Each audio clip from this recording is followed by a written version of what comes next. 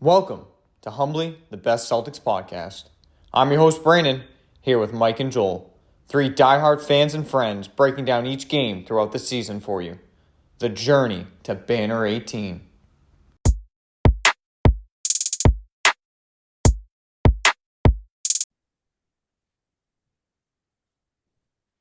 Welcome back to another episode of Humbly the Best Boston Celtics podcast.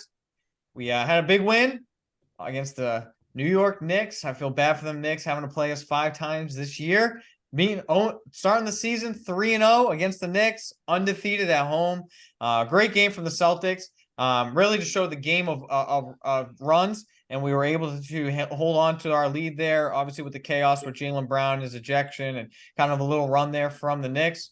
Basketball in the NBA is just a game of runs and how you can handle it. And I love the response from the Celtics. We're able to hold on to another big win and another clutch time win, holding on to a lead there late. And I feel like this was one where the box score doesn't kind of do it justice. You look at 133, 123. Kind of looks like a close game, but really for me, it really didn't feel like it. I felt like the Celtics really had control of that game all the way after that first quarter. First quarter is pretty close, but after that, it felt like the Celtics really controlled it. For me, I don't know about you guys, but I was worried about the third quarter. That's kind of been the hot topic for the Celtics, but we came out and held on to it and was able to manage the third quarter and get to the third quarter, holding a lead and building onto the lead from the third quarter, which is not something we've been able to do so far much this year. So it was a great win from the Celtics, holding some of their guys to lower points and a pretty efficient game. Call that one the Derek White game. Derek White really owned that game on both ends of the court, just absolutely took care of it, was getting his MVP chance there in Boston. Celtics go on 16-5. Got a big week ahead of us this week, but jumping into it, where are you at, Celtics? Happy 10-0 at home? Couldn't ask for more than that. And then obviously 6-5 there on the road. But jumping into it, we're a quarter of the way through the season. I know we've talked before. We're happy, where the Celtics are at. But wanted to see what you guys are thinking this week as far as power rankings in the NBA as a whole. Kind of where you rank the Celtics, where you rank the rest of the teams there in your top 10. Mike, why don't you kick us off and tell us what you're thinking? Yeah, I'll start number one. Big surprise here, but I have the Boston Celtics as Let's the number one go team in the NBA. I feel all like, day. yeah, I feel like especially when we're healthy, we're clearly, I think, set the tone for being the best team in the league. Um, I imagine all of our starters. I don't know our exact record, but I feel like most of those losses came when White or Porzingis was out. I think I saw this week on Twitter, we've only lost one game with our starting lineup, which is insane. That's huge. So I think it's going to be the key going forward is the health of the Boston Celtics. We don't have that depth. Hopefully during the trade deadline, we'll kind of address something, try to get a veteran piece in. But overall, I like where the Celtics are headed. I like their brand of basketball and look forward to them keeping that number one spot throughout the year. Number two, I actually have the Minnesota Timberwolves. Their record 17-4. I like their defense. They don't get enough credit for their defense. I think I was looking, I think they I rank. think all the credit they get is for their defense. Yeah. I love their tenacity. They kind of remind me a little bit of their brand of ball, kind of reminds me a little bit of the Miami Heat, just where they're a very physical, in your face type team. So I think they're really on a 6 game winning streak, and they played the Celtics earlier, and I feel like they outmuscled them. They play with a lot of heart. They're a fun team to watch. I think Anthony Edwards is really like giving them that edge that they need. Where he's kind of a guy that Jimmy Butler would punk the Timberwolves, but then I think Anthony Edwards is the guy that is going to stand up to him. You talk Yeah. that gets him to ramp Yeah. up. We saw him take on the Warriors earlier in the year, and Anthony Edwards fed off of Draymond Green's. I love that mentality. So Anthony Edwards is kind of becoming one of my favorite players outside of the Celtics. Yeah. So All right. So Wolves number two. yeah, number three, Brandon, you've been talking them up quite a bit this year, but the Orlando Magic, I feel like they just play really good basketball. Very smart, ball never sticks. A lot of their times when I see their box scores, 7, 8 of their players have digit scores. I think that's really their depth of a lot of top picks over the year. And finally, they're all kind of start hitting their stride, and I feel like they're just playing a really good brand of basketball. Number 4, I actually have the 76ers. They're one of the more surprising teams this year, but I feel like they, especially losing Harden, actually made them better, weirdly enough. I don't feel like the ball sticks nearly as much. Embiid's just having a really good year. I think the other night he dropped like 50 points, and he's Yeah. playing the next level right now. Losing Harden was their best thing. Letting Maxey be him, and obviously Embiid owned his time on the court. I mean, honestly, there's not much better than Embiid in the NBA. As much as he's annoying as a Celtics fan. Yeah, we own him though still. Yeah, Al Horford's his dad. Yeah, number 5, I actually have the Denver Nuggets. Lower than I would expect. No respect for the champions. Yeah, I mean they're 14 and Yeah, 9. the best player in the NBA. Yeah. They're 14 and 9, so they're not really like, as far as the standings wise, they're not really in the top 5. But I have them right there at number 5 though, because I think they're They have Jamal Murray now, and they were missing him for Yeah. a month. injuries. Yeah, I think getting him back is going to help them for a little bit here. Yeah. Number 6, I have the Milwaukee Bucks. They've started to play some better basketballs of late. They're 7-3 in their last 10 games. I feel like they're starting to figure it a little bit. I don't think they're at the level they were a year or two ago, but I feel like they're starting to kind of get some rhythm and get healthy as well. I think Middleton is the real big key piece to that team. He's done. His health is His going to be. knees are Kimball Walker level. He's still an incredible shot maker. The thing with him is he'll never be the same level of defender that he was at one point. Yeah. Number 7, I have the Thunder. They're playing some really good basketball right now. Shea's been playing he's just a phenomenal player. It doesn't get talked about a ton, I don't feel like, but constantly averaging 30 plus points a game. So yeah, he's unbelievable. Chet Holmgren, yeah, just a very deep team. Dort. Number 8, I have the Dallas Mavericks. They were a team. I'm disagreeing. I am not putting the Mavericks anywhere near my top 10. They were near mine. Really? Yeah. I feel like Kyrie and Luka have found a way to play together. Just in time for Kyrie to go out. I mean, they're 13-8. Obviously, Kyrie's out, avoided a huge injury there with the leg from Dwight Powell, just absolutely mauling his own man. But yeah. I don't know, man. The Luka ball just hasn't done it for me. We're not saying a top 10 that you have to watch. Right, exactly. What has he won? What has he done? He's 13 games so far this season. Yeah. Oh, great. He's still a lethal player. So. Yeah. All right, number 9. Number 9, I have the Indiana Pacers.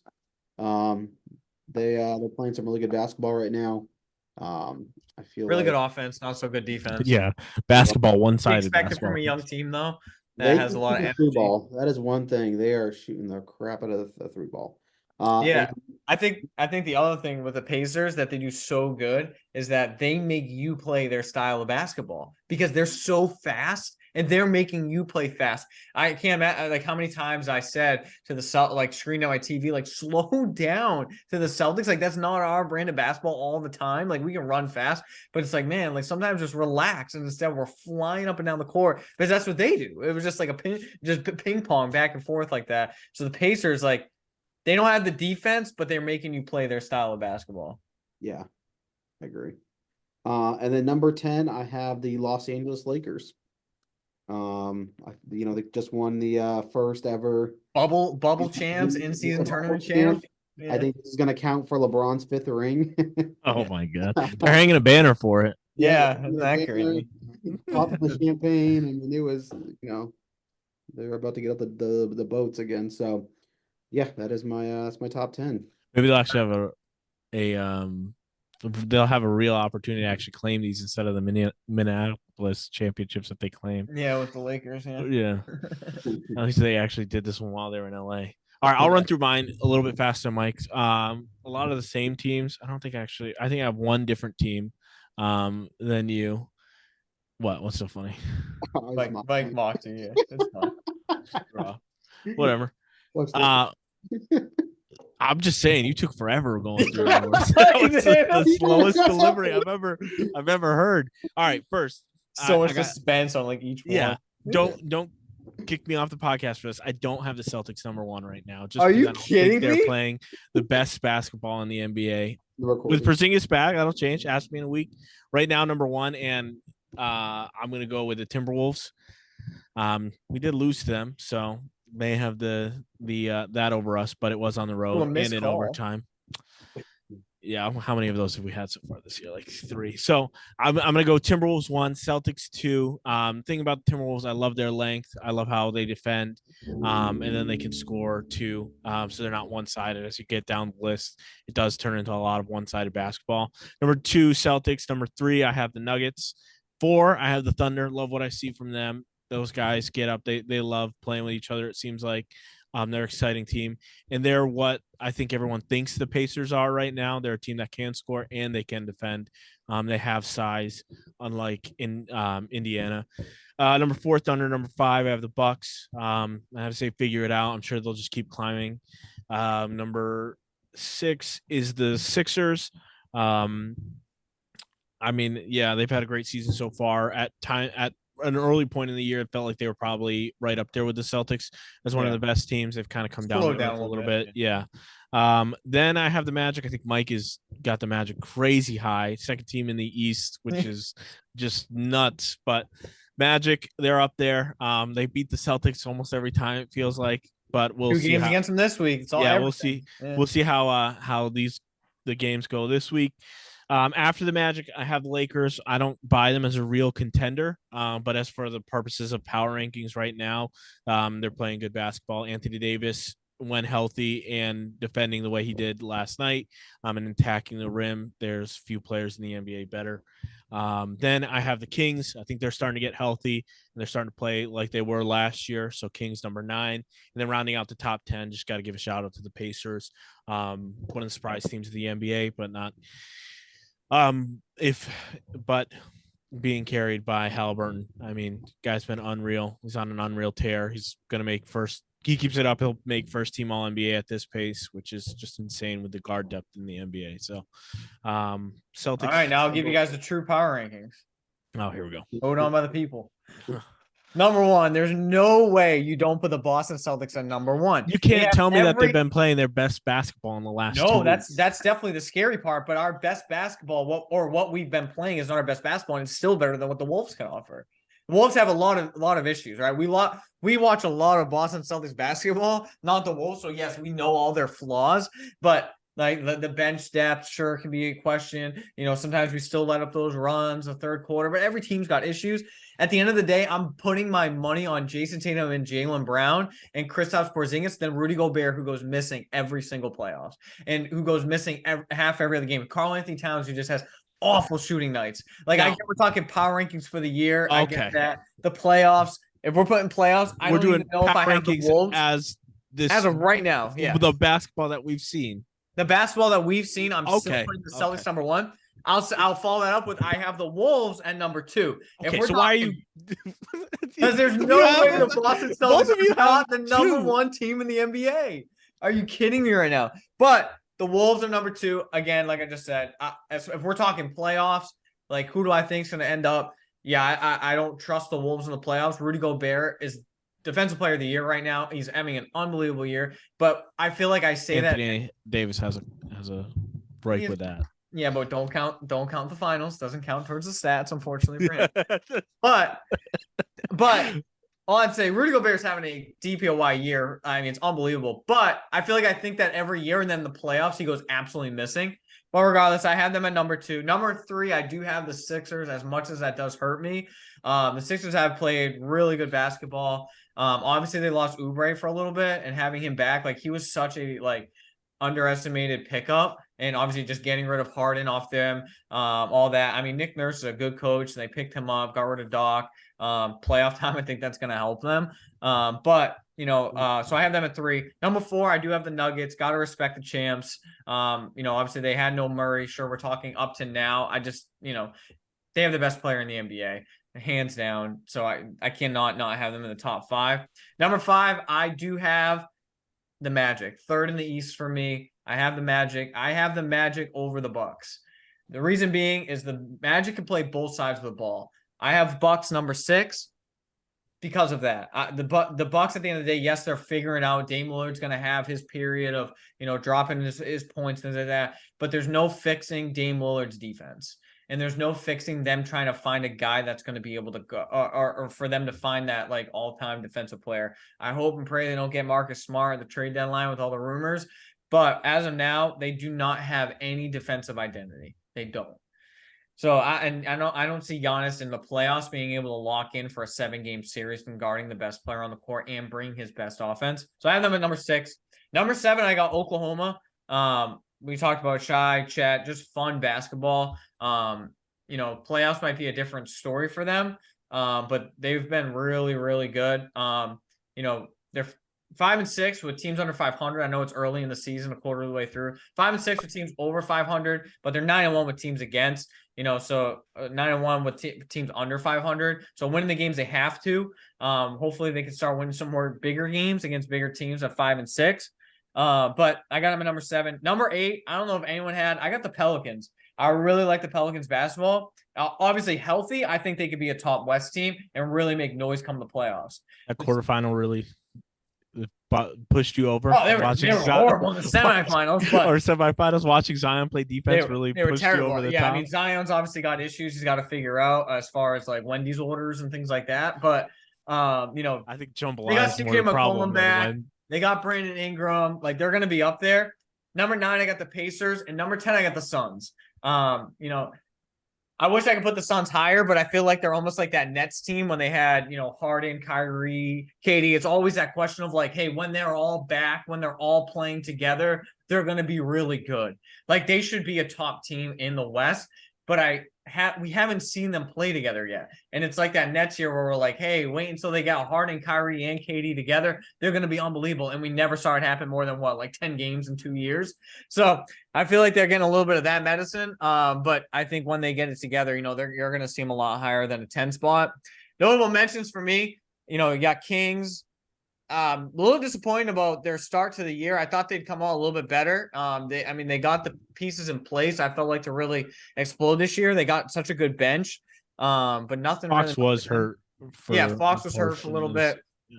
So that's obviously going to drop a little bit. Cleveland, it's just like I feel like they're just kind of stuck in that fighting for that 4th, 5th, 6th spot. They're 13-9. So not a horrible start to the season, but obviously injury plagued as well as them. And then you got the Knicks. We hand them 3 of the losses, doesn't help them, but they're 12-9, 12-6 against everybody else in the NBA.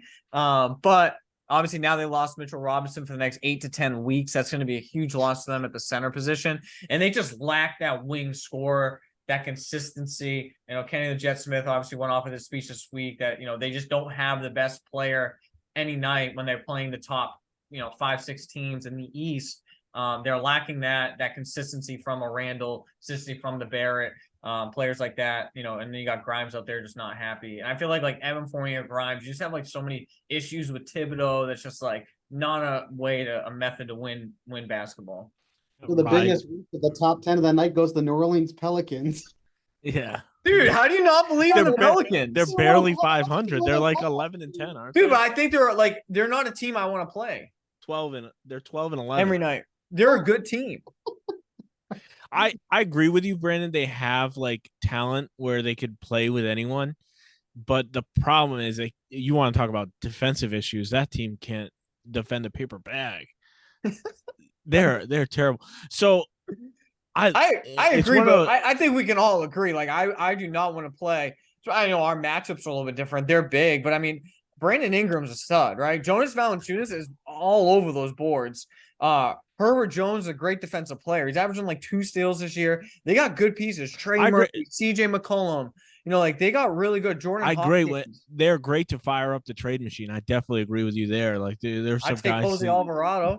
Some guys you want off that roster. I think their issue mainly is they're built around Brandon Ingram and Zion. Yeah, and they got to figure out the Zion situation. If I'm them, I'm on the phone with the Knicks tomorrow. 100%. For what? RJ Barrett, Julius Randle. That's a crowd. Teams like that, I'm saying I'm going, or I'm on the phone with the Bulls for DeMar DeRozan. I don't think he solves their issues either. Maybe Alex Caruso more than DeRozan. Game too. Hasn't been relevant in a couple of years. I don't think he's going to impact a playoff team. Who? DeMar DeRozan. I'm not saying a number one option. I'll tell you As the a team 2-3 star. He's Jaylen Brown. This is a sidebar, like not something we plan on talking about. I'll tell you what I don't want. I don't want him going to the Heat. I promise you that. Yeah, I him agree and Jimmy Butler on the same team. He's foul drawing. Yeah, Kyle Lowry wings, just like, flopping around a free throw game. Yeah, They always screw us because the one thing the Celtics don't always do well, and they've done better this year. They've been one of the lowest fouling teams in the NBA, but they always get in foul trouble with those guys. Yeah. But I mean, just Mike, I was surprised. I was shocked at how high you had the Magic. I'm not gonna lie. Who did you say your 10th team? I like them. Lakers. Mike, I'm with you with the Magic. They play both sides of the ball. And Paulo Banchero, he's averaging like 20. I mean, you say they play December. both sides of the ball. They're middle of the NBA in offense. They're like 16th or 17th in offensive rating. So, I mean, I don't know. I don't.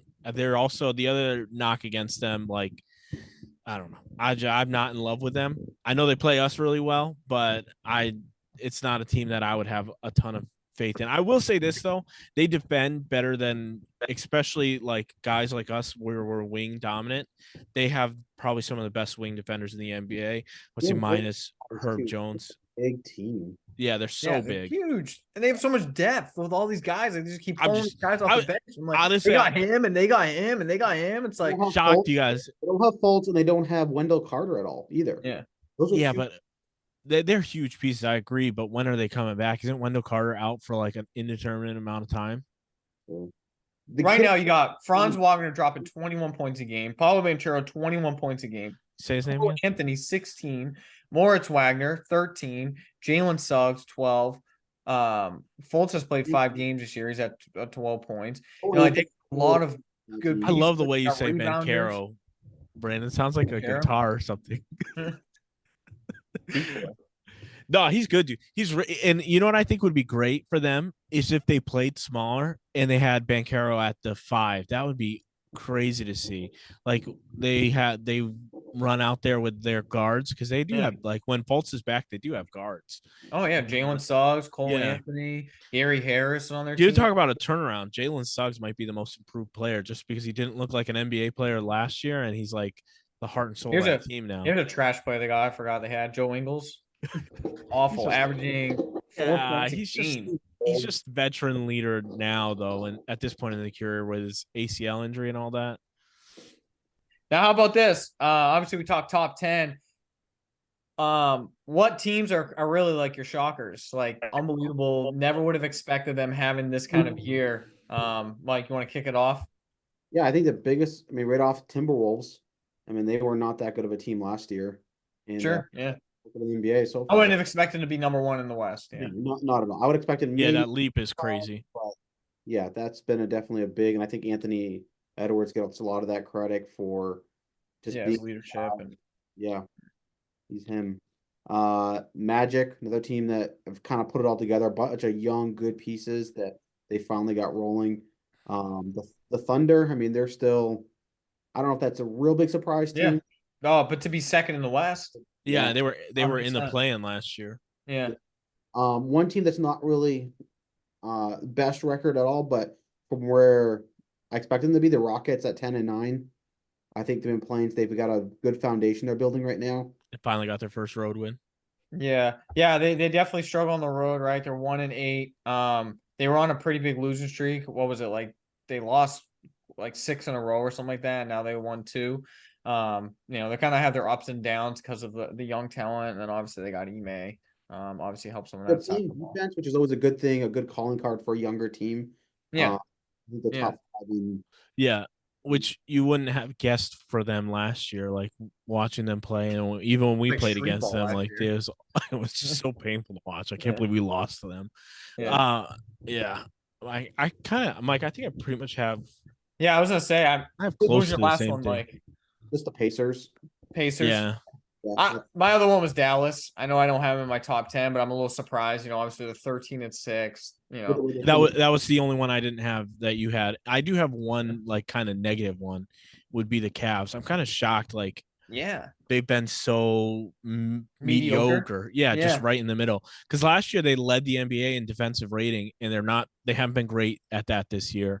I know they've had a bunch of injuries. Like I don't know how many games they've had with all 5 of their starters playing, and they've gotten stuff out of Strus too. Like that signing actually looks like it's been decent and added what they needed. Yeah. But it just hasn't seemed to make a huge I difference. think the two most surprisingly bad teams this year for me is Memphis.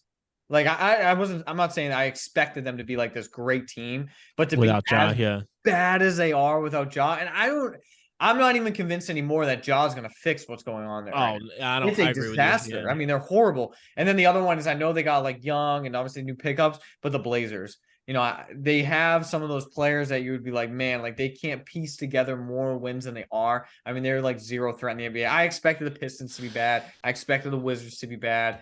I don't know if I would expect the Spurs to only have 3 wins. Yeah, that was the other one I was going to say Wembanyama's rookie of the year when you only have 3 wins, but and doing stuff like having 20 nights. Yeah, yeah, and still losing. Losing. How bad? What's his face has been at point guard? Jeremy Sochan. The one thing to your point, Brandon, about the Blazers, I thought Scoot was going to be better right out of the gate. Yeah, he's definitely struggled. Yeah, he looks like he's struggling to adjust, which is just not something that I saw happening. But I mean, listen to this roster. I mean, you got, and again, I'm not saying like NBA crazy like playoff team, but you got Arnevi Simons, Jeremy Grant, Shaden Sharp, Malcolm Brogdon, DeAndre Ayton, Scoot Henderson, Ron Williams, obviously out, Matthias Thybulle. Like they got legitimate good players that you would figure, hey, they got at least a good 8 to run with, and that's all Joe Mazzulla plays with. So it would be a perfect roster for him. But it's like, I mean, Simons is dropping 25 points a game, Grant 22, and then Brogdon 17, and they're like not finding a way to win. DeAndre Ayton, they have had a ton of injuries with those players. Like right now, Brogdon's out, Grant and Ayton are all out right now. Not Grant Rob. The other thing too is like the coaching staff and the front office doesn't seem to be too motivated to win. Like just with what they roll out there all the time, and the guys that aren't playing, like you said, I don't know. They have been. I think the biggest, like I said, the biggest thing has been it's been disappointing how bad Scoot has been. For me with the NBA, and as a Celtics fan, I don't worry about the West, right? Like it's like there's so much that goes on before we see the West in the finals. For me, it's the East, right? And I'm worried about that top 4. Right now in my book, I got Celtics, Sixers, Magic, Bucks. Are you guys different or the same? Joel's, I know, not putting Magic number 2. I know. I think I would put the Magic in the top 4. I mean, I don't think they're in the top 2. I'd put that on the Bucks or the Sixers. I think. Come playoffs, sure, I'd put the Sixers. My other problem with the Bucks, besides the defense too, is I don't think Adrian Griffin was the right man for the job. Obviously, we had the Terry Stotts blow up right before. I think Terry Stotts would have been a better choice as a coach. You brought in Dame Lillard. If you knew that was the goal, is really you were behind the scenes going after Dame Lillard. I think that was a tough blow. Obviously, Budenholzer and Giannis were close. He loses him. They bring in Adrian Griffin kind of out of nowhere. He comes out and gets the job. And then Terry Stotts and him blow up. We never really got the full details on that. Besides, we heard like they weren't really agreeing in practice, which is kind of sus. And then, I just don't. They haven't been great in the clutch. It's kind of the brand of just hand Giannis the ball. Hopefully, Dame shows up in the 4th. And I just don't think in a 7-game series, I think that's just going to get picked apart easier than years before when we've had to play Giannis. Well, yeah, their defense is not at the same level, and it was a problem for the Celtics, like with ball handlers having an issue getting past Drew. And but I think my top 4 I think would be the same as your guys. It'd just probably be a different order, like those 4 teams. I think Cleveland has an outside shot of getting in. I don't love the Pacers are number 5 in the standings right now. I don't love their. I don't think they're top 4. Yeah, the only other team outside that top bit, and they're 9th right now, so we'll see how far they can climb. But I will always be afraid of the Heat. The Heat, like the zombie heat will always be there and always Yeah, be the annoying like, thing was they don't try until playoffs. exactly. That's the thing. Jimmy Butler doesn't play 100%. back to backs. It doesn't matter if about the rules for the all NBA teams. He doesn't seem to care until it's I'm with you. I'm with you with the Heat. Bam's having an unbelievable year too, and it's kind talk of about a guy for rookie. a case for defensive player of the year. Yeah, he's had a great year. His offense is more consistent. I do think, like, I know I say it every year, like Kyle Lowry's like not going to be your point guard answer, like things like that. I don't think they really got good pickups this year, so I don't think their team is as strong. But at the end of the day, they got Jimmy Butler, they got Bam Adebayo, and they got Eric Spoelstra on the bench. I think he could make me a good role player in the NBA. Why are you laughing? No, I just love that line. And they're a team that can make a move too for a guy like Caruso, for like we talked about DeRozan. So they could add something and really move up, because if the NBA teaches us anything, is that guys move all the time. So Yeah. there could be I'll end out with there. this. We got a big week ahead of us with the Celtics. Magic, Cleveland ball all week long. I think we play them like 87 times over the next 2 weeks and finish out the year with them at this point. It's crazy, the schedule, but it is what it is. Last year I read this. We lost our three series we lost. The Knicks, Cleveland, and Orlando. The regular season series that we lost. Took care of business with the Knicks early. We played them 5 times, already won 3, won that series. And now we play Orlando. We've already lost 1 to them, and then we play Cleveland twice, and we play Magic twice as well. So hope the Celtics show up. We got a little bit of a homestand before we head west for Christmas. But I want to end this last question. Celtics, hear noise this week that Brad's going to be active at the trade deadline. What position do you want buffed up? Number one for me is big depth. I want to see something on, and maybe not like necessarily center, but like in the 4 spot, or someone that can stretch into a 5 spot, like adding something there. And as far as a name, I don't. Yeah. Off the top of my head, I can't think of anyone. I don't know who's going to be available, but a guy that is a dark horse for me, though, if they can't do that, would be Hayward. If he ends up getting bought out, I'd love to see him back. I think he could definitely I just add don't know if something you off the bench. take that cheap of money. But hey, you want a ring? I mean, if he gets bought out, you know what I mean, and then signs like yeah. What are we veteran minimum? Is that all we can offer? Something very small, yeah. Because the second apron. Yeah. Mike? Yeah, same thing. A name that can just kind of jump, Kelly Olynyk, that big that can shoot, spread the floor. I think he's a good plug. Knows our system a little bit. I'm sure it's changed in years past, but I think the Jazz are like 7-15 right now. So I see someone available within that range, if not maybe someone off the Pistons. They got a couple bigs that just Bagley. I'd love to get Marvin Bagley. I feel like he's kind of like a guy that can shoot threes, but give us a little help, yeah. Yeah, just again, I don't think we're gonna get that top tier guy, obviously, but I think a guy that can serve a role and give good minutes and hustle. So especially in the playoffs. I'm with the center. For me, I'm not sold that it's like an absolute must. Like obviously, yeah, is Cornette the best backup center? No, but he's done a better job than I ever would have expected once the year. All credit to Cornette. Like I never would have expected him to be able to give us what we've needed. And then you also have Al when you want to run smaller.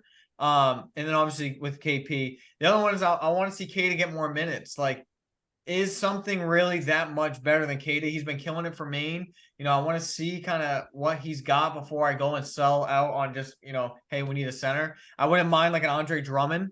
I really wouldn't mind taking him on for cheap, if the Bulls with the Bulls situation there. Obviously Marvin Bagley, I feel like the last couple of years, and then definitely Kelly Olynyk. But I really would like that 3 or 4 spot, that 3 or 4 spot for us to beef up.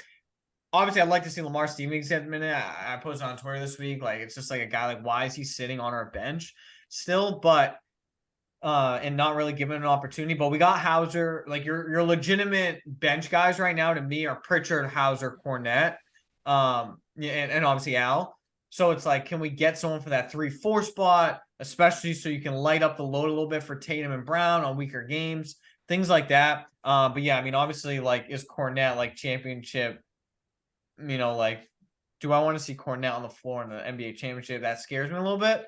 But at the end of the day, I've been scared to play him all year. And I mean, he's been a lob threat. He's been protecting the rim well. Obviously, the issues you're going to have is when, the pick and roll and things like that. But I'm not afraid to use an Al Horford and going smaller in certain situations against them. When you got a guy like Embiid and players like that, Al's showing he's get well against a guy against Giannis, things like that. So I'm not sure what another big gives us that Cornet necessarily doesn't, that you don't have an Al. Yeah, you're kind of pushing me into that too, and that's why I said like more for the 4 spot than the 5. Yeah. And think about it, in the last 2 playoff runs, how many minutes did Cornet really get that you can think of like that were big minutes? Yeah, for all intents and purposes, he's the same position, right? He's the 3rd big behind Al and just KP now instead of behind Rob. Yeah, you got Cato who's developing. That's why I want a 4 that can defend. So if someone does go down, right, you have that 4 that can defend multiple positions. And obviously you got KP with foul trouble. He's been doing better, but someone to back it up is like, oh, tech trouble too. Yeah, he's in foul trouble, things like that. But Cornet is averaging 4.4 points. He's grabbing 3.3 rebounds, 0.66, 0.5 steals, and almost a block a game. I mean, he's having a good year, way more than I would have expected. All that in just 16 minutes a game. His lob threats, I feel like I expect him to be more than 4 points a game. Just because he has impacted the game at some points. He brings energy. The bench guys love him. Things like that. I think he has a good spot. So it's like, what am I going to get from somebody that Cornet and obviously a guy like Al can't combine to give me off of bench? So I would like to see that 3 or 4. Jordan Walsh is balling for Maine. You got to give him a shout out. He's balling for Maine. Would like to see the Celtics bring him up at some point. Obviously we got a tough stretch, maybe after Christmas and then January, a couple week games, and try to see him, maybe some home games, and give him some runs, especially as he's developing. But big game. Celtics kick it off tomorrow against the Cavaliers. Hopefully a big win. Keep it going. We're not losing at home this year. Last year we fell apart in the playoffs throughout the year. At home, Bruins and the Celtics. It's time we treat the Garden with some respect and continue to protect home court. We'll see you guys next week on the podcast.